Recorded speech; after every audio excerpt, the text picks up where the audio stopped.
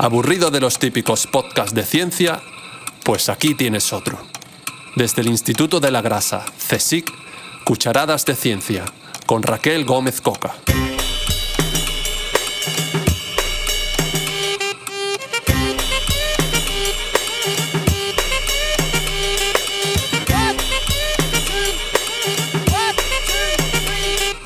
Bienvenidos a Cucharadas de Ciencia, conversaciones desde el Instituto de la Grasa. El podcast donde cada 2 semanas exploramos el fascinante mundo de la investigación en el sector de la alimentación y descubrimos los secretos detrás de los avances más recientes. Estamos con Raquel Gómez Coca, nuestra anfitriona en este viaje.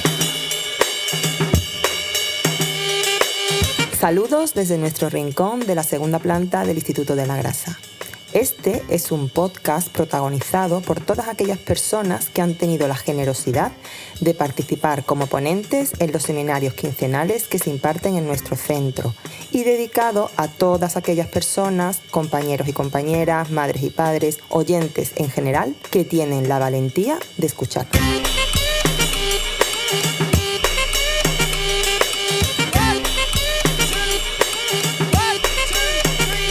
Hoy tenemos con nosotras a Noelia Rodríguez Martín. Buenos días, Noelia. Buenos días, Raquel.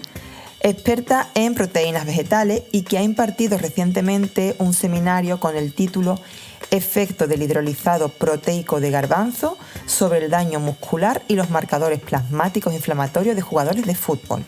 Protocolo y análisis descriptivo de un ensayo ciego, aleatorio y cruzado. Título pequeño. Un título cortito que luego resumí un poco en la intervención que hice. Bueno, pues estamos muy emocionadas por sumergirnos en los detalles de este fascinante tema, pero antes de nada nos gustaría conocer a la persona dentro de la bata. Érase una vez una persona dentro de una bata.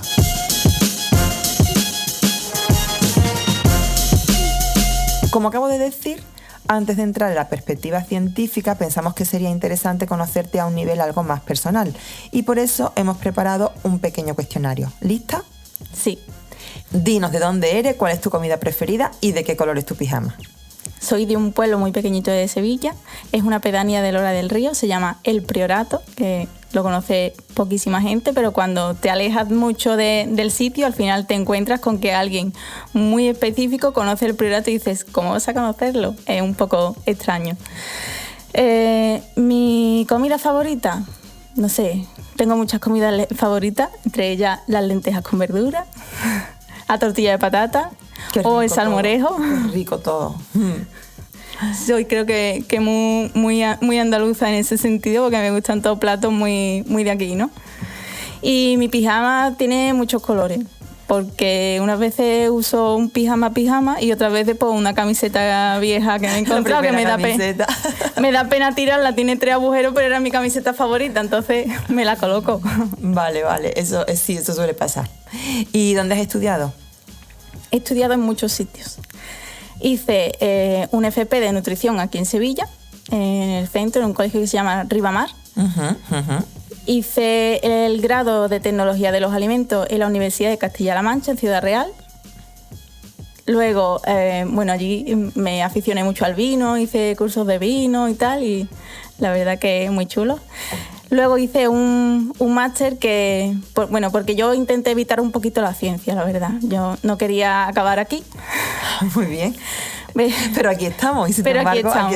Sí. Sin embargo, varios años después, aquí estamos.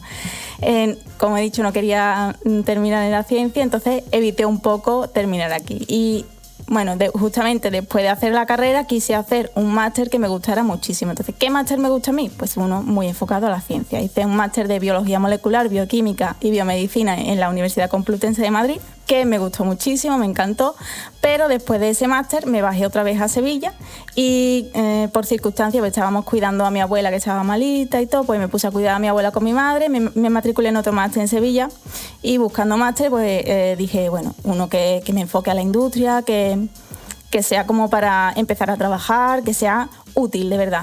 Hice otro máster científico de investigación médica, clínica y experimental de la Universidad de Sevilla. Y haciendo el trabajo de fin de máster, pues ya entré aquí en el Instituto de la Grasa Enlacé con mi TFM, con la tesis, y empecé a trabajar en el grupo de proteínas vegetales con Justo Pedroche. Claro, tú ves, no quería hacer nada de ciencia, pero todo lo enfocó así. Bueno, la siguiente pregunta era cómo habías llegado hasta aquí, pero claro, nos lo acabas de contar. Sí. ¿En qué otros centros de investigación has estado entonces?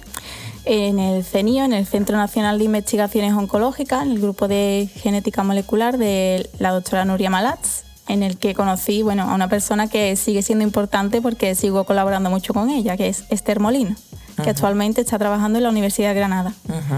Y ella estudia patronas vegetales, entonces trabajo mucho con ella. Y esto me enlaza al siguiente centro, que también he trabajado en la Universidad de Granada con ella, ¿no? También estuve en mi estancia predoctoral, estuve en Cork, en el APC Microbiome de la Universidad de Cork. Y bueno, para llegar a este punto de tu carrera, de tu vida, ¿has tenido que renunciar a algo? A mucho tiempo libre, sobre todo. Sobre todo eso, a tiempo libre. Y todo lo que eso conlleva, claro. Claro, eso es estar tú en tu casa mientras los demás están de fiesta. Estar tú en tu casa estudiando o escribiendo o haciendo cualquier cosa mientras los demás están disfrutando de su vida o están de viaje o están haciendo otras cosas que a lo mejor a ti también te gustaría. Bueno, pero nosotros nos dedicamos a la ciencia, que es súper fascinante, maravilloso, y claro, vamos a salvar el mundo. Claro, sí. Bueno, yo no sé si salvaré el mundo o no, pero yo me ensimismo en mi ordenador y no hay quien me levante de ahí. Es que yo estoy disfrutando delante de la pantalla haciendo cosas o escribiendo o leyendo cualquier paper que, a saber, me ha interesado. ¿Te ha interesado? Bueno, es que este trabajo te tiene que absorber y te tiene que interesar, si no, la verdad es que difícil es. ¿Y cuál es tu meta ahora? Mi meta ahora... La verdad es que estoy un poquito dividida. Ajá, bien, está bien saber eso, mira. Y ahora mismo estoy trabajando en la Universidad Loyola, entonces he probado la docencia y la verdad que me está gustando mucho. Bien. Me he descubierto que me está dando la oportunidad de estudiar temas que me gustaría saber más, pero que por temas de que tengo de presiones de otras cosas, de entregas y de online, pues no he podido estudiarlos. Pues entonces ahora, como tengo que preparar el temario sobre esos temas, pues tengo que estudiarlos, tengo que prepararlos muy bien. O sea, que ahora estás ¿sigo en la docencia o me dedico a la investigación totalmente? Claro, lo que pasa es que se ve que eres una persona que te gusta estudiar. Entonces, claro, por eso te está pasando eso que dices. Y la investigación a veces sí que absorbe mucho por otro lado, que no te deja centrarte en esos temas que a lo mejor te suenan o has estudiado la carrera y dices, me gustaría profundizar en esto. Claro. Bueno, pues nada, es cuestión de seguir y ya tendrás una revelación. Esas cosas pasan. Tú, supongo que como todos nosotros y todas nosotras, cuando hablas de ciencia con tus amigos y con tu entorno, hay las preguntas recurrentes que le tienes manía o que no te gustan. ¿Hay alguna de esas preguntas o no? Bueno, ¿y ahora qué? El bueno, ¿y ahora qué? Bueno. En cuanto se refieren entonces a tu siguiente paso a nivel profesional, sí, ¿no? Sí, claro. O ¿y cuándo vas a empezar a trabajar? Claro, porque esto no es trabajar. Claro, o sea, esto es... Yo voy al cole.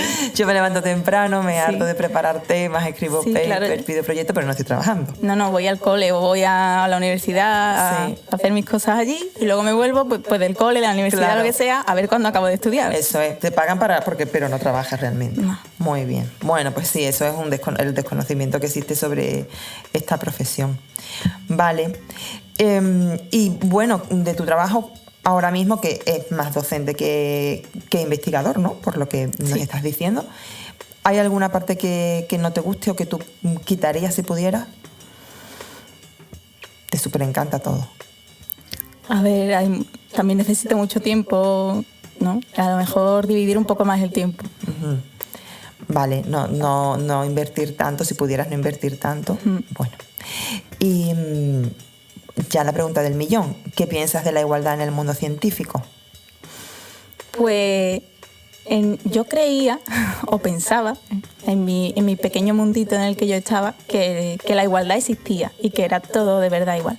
Pero una vez empiezas a estar mucho más o a verlo como desde mucho más afuera, con perspectiva y esto, luego te encuentras un paper que salió hace poco también que Por ejemplo, no se publica igual si eres mujer o si el grupo entero está compuesto de mujeres que si el grupo entero está compuesto de hombres o si los autores principales son hombres. Uh-huh. Igualmente tampoco se evalúan bien los proyectos, si son todos mujeres, así son todos hombres. Uh-huh. Hay un sesgo. Hay un sesgo, hay un retraso en la aceptación de papers, de proyectos, y todo esto pues influye mucho en la carrera de una persona que es mujer. Pues la verdad es que sí. Vamos a tener que empezar a mandar trabajos, proyectos y demás solo con iniciales. Totalmente. Para que no sepan el género, pues la verdad es que sí que... O con los autores borrados directamente y que no se sepa quién son. Uh-huh. Pues sí, el problema es que luego te pidan tu currículum, pero bueno. Vale, pues habrá que seguir trabajando y habrá que seguir diciéndolo, ¿no? Sí. Bueno, pues después de conocer un poco mejor a nuestra invitada, más allá del laboratorio, es momento de sumergirnos en el tema central de este episodio, que es muy interesante. Porque si algo nos gusta en Cucharadas de Ciencia es combinar lo personal con lo profesional y entender cómo la ciencia también se construye desde las historias individuales.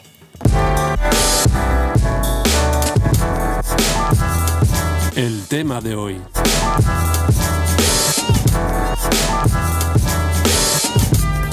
Hablemos ahora sobre el seminario que has impartido recientemente aquí en el Instituto de la Grasa, que como digo se titulaba Efectos del hidrolizado proteico de garbanzo sobre el daño muscular y los marcadores plasmáticos inflamatorios de jugadores de fútbol.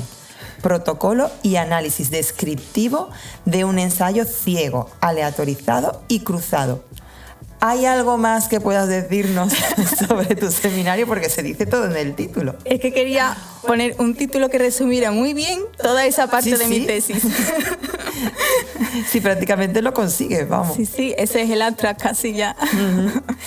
Bueno, al final lo resumí como efecto de un hidrolizado proteico sobre el daño muscular. Uh-huh. ¿No? Mucho más cortito, más sintético. Vale. Importante los jugadores de fútbol, que sé que mucha gente en cuanto ha escuchado eso ha dicho fútbol y ya está. Sí, totalmente, está ya pendiente. Ya no prestan atención, sí. Pues el seminario viene sobre mi tesis, ¿no? Viene explicando un poquito una parte que es la más atractiva o la más visual, ¿no? Durante mi primer año yo estuve en el laboratorio creando un montón de hidrolizados de proteínas, que para quien no sepa qué es, son unos batidos en los que yo añado pues proteína aislada, como puede ser proteína de soja, de cualquier cosa. En este caso yo utilicé proteína de garbanzo. La proteína de garbanzo la utilizamos porque es... tiene muy poco sabor, entonces no te deja los sabores a hierba que te podría dejar la proteína de soja o de guisante, y es mucho más atractiva y se enmascara mucho mejor si le pones chocolate o cualquier sabor que tú quieras ponerle. Cuando digo hidrolizado es porque cuando tenemos la proteína completa visualizamos como un hilo largo, ¿no? Y ahora yo le añado unas enzimas que lo que van a hacer es actuar como tijeras y van a ir cortando este hilo largo. De ese hilo largo van a salir muchos hilos pequeñitos que son los péptidos. Y los péptidos son cadenas cortitas de aminoácidos que pueden tener una actividad en el organismo. Esta actividad, conforme yo la iba estudiando, pues podría ser antioxidante y antiinflamatoria, que era lo que nos interesaba a nosotros. Esta actividad se estudió en cultivos celulares in vitro. El cultivo celular lo que hacemos es provocar una inflamación a las células y luego le añadimos el batido que hemos creado. Y ahí vemos si realmente disminuye la inflamación o no. El batido dio un resultado muy interesante porque sí que vimos que realmente disminuía la inflamación. Lo único que había un efecto que no era esperado, que era que aumentaba el óxido nítrico. Si aumentaba el óxido nítrico en sangre, lo podías interpretar como malo o como bueno. Yo lo interpreté porque, ya que bajaba la inflamación, como que era un tipo de señalización dentro de las células, que estaba subiendo el óxido nítrico para bajar la inflamación. Y posteriormente lo pasamos a planta piloto, lo que quiere decir que creamos un batido a unos niveles mucho más grandes para probar si podría ser producido a escala industrial, ¿no? Uh-huh.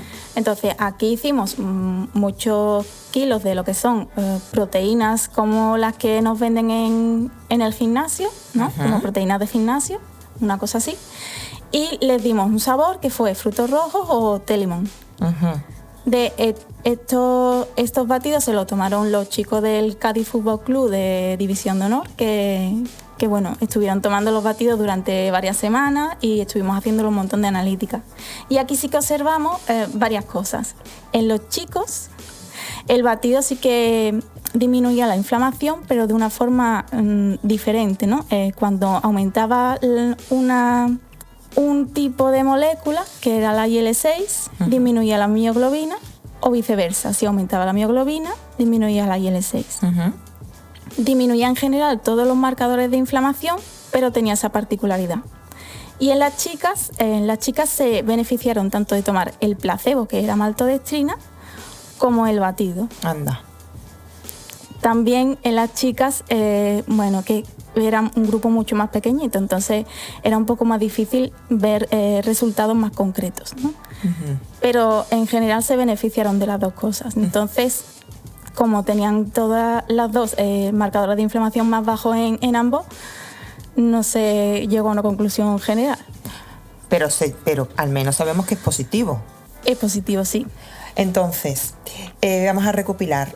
Hemos dicho garbanzo puramente por el sabor, porque no deja rastros perceptibles, ¿no? Una vez que tú haces el batido. Principalmente yo lo elegiría por eso, por el sabor, porque luego es más caro al precio, ¿no? Hay muchos subproductos que se pueden utilizar del garbanzo y que quizás abaratarían más, pero no nos dio oportunidad de poder experimentar otros tipos de subproductos del garbanzo. Como la piel a lo mejor, ¿no? Que tú usas lo que es el garbanzo y no la piel, y la piel a lo mejor probando con la piel podrías a lo mejor haber hecho algo, ¿no? De la piel quizás no se podrían sacar proteínas, que era lo que nos interesa. Bueno, quizás fibra, ¿no? La piel. Sí, más fibra. Vale, a ti es verdad que estamos hablando de proteínas.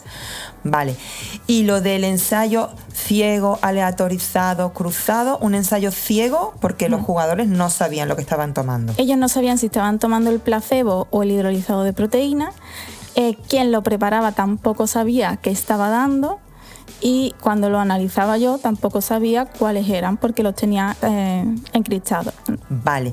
Y antes de esto, has dicho chicos y chicas, porque hay equipos de masculino y femenino. Había equipo masculino y femenino y se probó en ambos. ¿Y por qué en el femenino hay menos personas?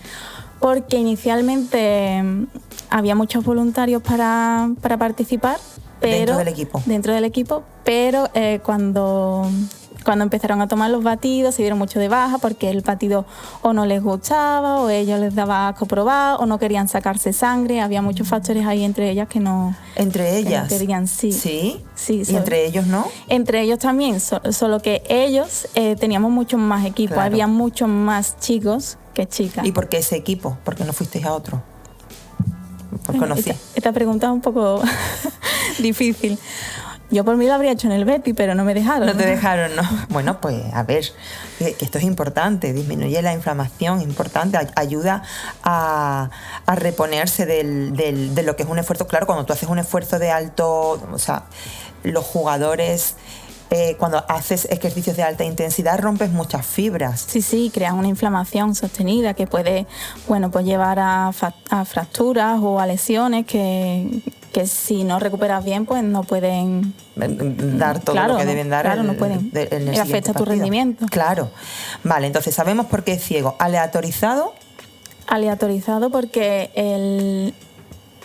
el hidrolizado se les daba aleatoriamente a unos o a otros, no era algo que fuera elegido por diferentes características de la persona que lo iba a tomar, sino que era aleatorio. O sea, lo único que al final... A suerte, ¿no? Claro, era suerte. Al final, como es cruzado también... Eso es. Lo que se hizo es que los que tomaban el hidrolizado en la primera parte del estudio, en la segunda tomaban el placebo y viceversa. Ah, bien. Entonces, al final, todo el mundo tomaba todo. Bueno. Y tú hablas en algún momento de estrés oxidativo. ¿Lo he escuchado? Sí, puede ser. Vale. Es fácil imaginarse daño muscular, inflamación, pero estrés oxidativo, dinos algo fácil. El estrés oxidativo, bueno, que en la célula puede causar... Cuando haces ejercicio. Cuando haces tanto ejercicio, sobre todo cuando hay de alta intensidad y como de largo de recorrido, porque los chicos y chicas pues corren mucho, se sobrecargan muchísimo, pues puede haber un tipo de daño que la célula, que por sí sola ya se recupera sola, ¿no? Porque tiene sus mecanismos para que no se cause estrés a ella misma, pues puede que no sean suficientes. Y cuando no son suficientes, se crea un estrés oxidativo. Uh-huh. ¿Qué significa que te estás oxidando? Prácticamente. Ajá. Sí. Y vamos a ver. Como una fruta. Como una fruta. Y no, estos son jugadores de fútbol, que digamos que son jugadores profesionales que tienen esa intensidad en el ejercicio. Nosotros cuando vamos al gimnasio, vamos 4 o 5 días en semana y hacemos, yo qué sé, el ejercicio que cada uno haga, aeróbico, anaeróbico, da igual. ¿También sufrimos de todo esto? En principio, si tú entrenas con muchísima intensidad, muchísima, sí que puedes sufrirlo, o muchísima, o incluso no tanta. Si tú no recuperas bien, no descansas bien, no comes bien o no respetas los tiempos de descanso que tu cuerpo necesita, que eso tampoco lo sabes, pues sí que puede causarte tu estrés oxidativo y tu grado de inflamación. Entonces, sí, todo ello va a favorecer que tú pues no recuperes bien, no avances en el gimnasio o no avances como tú quisieras, o que te sientas muy cansada o que te lesiones en el gimnasio también. Ajá. Entonces, este tipo de cosas, igual que las proteínas estas los polvitos estos que venden en el gimnasio, esto hay que tomarlo después de hacer ejercicio. En el ensayo nuestro se tomaba antes y después, pero porque, claro, a ellos se les hacía una sobrecarga para ver realmente algo en los análisis que se hacían. Pero si tú, ahora alguien que nos esté escuchando dice, bueno, estos son proteínas a fin de cuentas, ¿cuándo me las tomo? Habría que ver un poco la dosis a tomar, así como he estudiado un poco más en serio, pero yo creo que con tomarla una vez al día después de entrenar, yo creo que podría servir. Vale, ¿y si me tomo un huevo en vez de los polvitos? ¿Tú qué opinas? Un huevo tiene muchas proteínas, la clara de huevo. Estamos hablando de proteínas todo el rato, pero lo realmente interesante es que el batido que yo he hecho tiene péptidos que no son los mismos que vas a encontrar en el huevo. Los péptidos también se pueden formar en la digestión propia de los alimentos, porque cuando tú comes cualquier alimento, tú al final lo vas a digerir y tus enzimas van a hacer la misma acción que hacen las enzimas que yo le he echado ahí al batido. Pero puede que no sean los mismos péptidos o las mismas secuencias y que no tengan ese tipo de actividad. Es como la actividad de cada enzima. Claro, entonces no solamente es importante la cantidad de proteínas que comes, sino de qué está compuesta esa proteína, que sea similar a lo que tu cuerpo necesita para que la pueda asimilar y construir el músculo, la fibra que has roto. No es tanto así como para construir la fibra que se ha roto, sino que tiene un efecto antioxidante. Vale. El péptido es como si tomaras, por ejemplo, vitamina C o le pusieras la vitamina C al músculo directamente. Vale, tú no buscas entonces reconstruir esa fibra. Claro, no. Vale, tú buscas el antioxidante. Vale. Y bueno, ¿por qué en forma de batido? ¿Y por qué no helado o barrita o galleta? Se podría hacer también, pero habría que probarlo. Tecnológicamente es un poco más complicado hacerlo. Vale. Y esto, creo, por lo que me cuentas, no sé si lo has calculado. ¿Esto es rentable? ¿Sería rentable? El que yo hice realmente es muy caro. Sobre todo en planta piloto salía súper caro hacerlo. Si lo extrapolabas los números a una industria, salía un poco más barato, sí que era más rentable. Pero seguía vendiéndose bastante caro si querías venderlo a un buen precio. ¿Qué pasa? Que cuando tú tienes ese producto lanzado a la venta, sí que productos similares son bastante caros. Vale, entonces es que realmente es que ese es el precio, es que llegar hasta ahí. Y además hemos dicho que esto efecto veíais, ¿verdad? Sí. Tanto en chicos como en chicas. Como las chicas, sí. O sea, ¿qué efecto tiene? Bueno, pues muy interesante, a ver si logramos verte más allá con este tipo de investigación. Y bueno, pues hasta aquí este viaje. Muchas gracias por compartir con nosotras tu trabajo, tu entusiasmo, tus explicaciones, que sé que te ha costado bajar el nivel para que entendamos lo que hace. Y bueno, eso siempre es, la verdad, es un plus. Muchas gracias.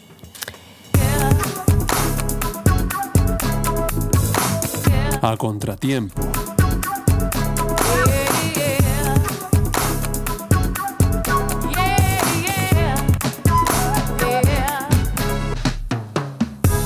Pues hoy toca hablar de fútbol. Para encontrar el verdadero origen de esto de darle patadas a un balón, tenemos que viajar mucho más atrás de lo que la mayoría se imagina. Vamos a olvidarnos de la Inglaterra del siglo XIX y vamos a retroceder más de 2000 años, hasta la dinastía Han en la antigua China. Y es que allí nació algo que se llama Cuyu, creo que se pronuncia así, que está reconocido por la FIFA como la forma más antigua de fútbol de la que hay evidencia técnica. Es decir, mientras los romanos apenas estaban consolidando su imperio, en el otro lado del mundo ya había gente celebrando un gol tras una jugada colectiva. Veréis qué sorprendente es lo que nos dice Javier. Si pensamos en el origen del fútbol, casi todos viajamos mentalmente al mismo lugar, Inglaterra, siglo XIX, con sus fábricas, obreros y colegios. En ese momento, alguien decide poner reglas a eso de darle patadas a una pelota. Y sí, así nació el fútbol moderno, tal y como lo conocemos hoy. Pero si lo que queremos es encontrar el verdadero origen de jugar con un balón usando los pies, tenemos que ir mucho más atrás y mucho más lejos. Vamos a olvidarnos por un momento de las Islas Británicas y retrocedamos más de 2000 años hasta la dinastía Han en la antigua China. Mientras en Europa Roma aún estaba consolidando su dominio, al otro lado del mundo ya existía un juego llamado Tzu Chu, perdón por la pronunciación, que la propia FIFA reconoce como la forma más antigua de fútbol de la que existe evidencia técnica. El nombre ya lo dice todo. Tzu significa golpear y Chu, pelota, es decir, golpear una pelota. Nada mal como definición primitiva del fútbol. Aunque al contrario del nombre moderno, la palabra pie no se incluye en el Tzu Chu. El juego impedía la utilización de las manos. En sus primeras versiones, el Tzu Chu tenía un claro carácter militar. Los oficiales lo introdujeron como parte del entrenamiento de los soldados, porque mejorar el control corporal, la coordinación y la resistencia era tan importante como saber manejar las armas. El balón era de cuero, relleno de plumas y pelo enrollado, y el objetivo consistía en hacerlo entrar en una pequeña red situada a unos 10 metros de altura, sostenida entre dos largas varas de bambú separadas por apenas 30 o 40 centímetros. Exacto, no era nada fácil. Había distintas modalidades. En una de ellas, descrita en manuales antiguos, los jugadores debían avanzar hacia la meta esquivando los ataques de un rival, y podían tocar la pelota con los pies, el pecho, la espalda o los hombros. Todo menos las manos. La técnica importaba y mucho. Con el paso del tiempo, el Tzu Chu fue transformándose. Durante la dinastía Tang, la pelota maciza dio paso a una pelota hueca, llena de aire, algo que cambió radicalmente la forma de jugar. Surgieron nuevas variantes, como el Tzu Ki y el Bai Da, y el juego dejó de ser solo entrenamiento militar para convertirse en un auténtico fenómeno cultural. Su gran apogeo llegó durante la dinastía Song, cuando el Tzu Chu pasó a formar parte de la vida urbana y del ocio. Ya no hablamos solo de aficionados, había jugadores profesionales, equipos organizados y partidos con un claro objetivo competitivo. El famoso libro Los esplendores de la capital oriental, que describe la vida en Kaifeng hacia el año 1120, retrata encuentros entre equipos que compiten por marcar goles ante un público entusiasta. Los clubes de Tzu Chu tenían patrocinadores, entrenadores y capitanes. Sus miembros solían ser jóvenes de familias acomodadas y el juego se convertía en un espacio de prestigio social. Los mejores jugadores alcanzaban fama y fortuna y eran invitados, junto a sus equipos, a celebraciones imperiales. Y aquí viene otro giro a contratiempo. También jugaban mujeres. El Tzu Chu no era exclusivo de los hombres ni del ámbito militar. Se practicaba como entrenamiento en banquetes de la corte, en recepciones a embajadas extranjeras e incluso por los propios emperadores. Era literalmente un espectáculo. Los manuales de la época Song detallan las reglas con bastante precisión. Existían dos grandes tipos de juego, con goles y sin goles. Cada equipo vestía sus propios colores. Los capitanes llevaban sombreros con pequeñas alas rígidas, mientras que las de los jugadores eran rizadas. Los goles se celebraban con redobles de tambor, banderines y vino. Porque todo se celebra mejor así. En una sociedad profundamente confuciana, el Tzu también era una escuela de valores. Los clubes promovían la benevolencia, la cortesía y el respeto. No se toleraba el juego sucio, la violencia gratuita, ni acaparar la pelota. El espíritu de equipo estaba por encima del lucimiento individual. Ganar importaba, pero hacerlo con corrección importaba aún más. Lamentablemente, en eso no se parece demasiado al fútbol de hoy en día. Durante la dinastía Ming hubo un último resurgir del interés por este deporte, pero con el tiempo el Tzu fue desapareciendo hasta quedar como una práctica histórica. El fútbol moderno nació en Inglaterra, sí, y los ingleses lo popularizaron por todo el mundo, pero la idea de jugar en equipo con los pies, perseguir un gol y celebrarlo, esa historia empezó mucho antes. Gracias por escuchar este A Contratiempo. Y con esto llegamos al final de otro episodio de Cucharadas de Ciencia. Agradecemos una vez más a Noelia que haya compartido con nosotros este tiempo. Muchas gracias, Noelia. Y una vez más se despide el equipo titular formado por Javier Sánchez Perona en nuestra sección A Contratiempo, Juan Manuel Espinosa Cabello en las locuciones y la parte técnica, y para todo lo demás, yo misma, Raquel Gómez Coca.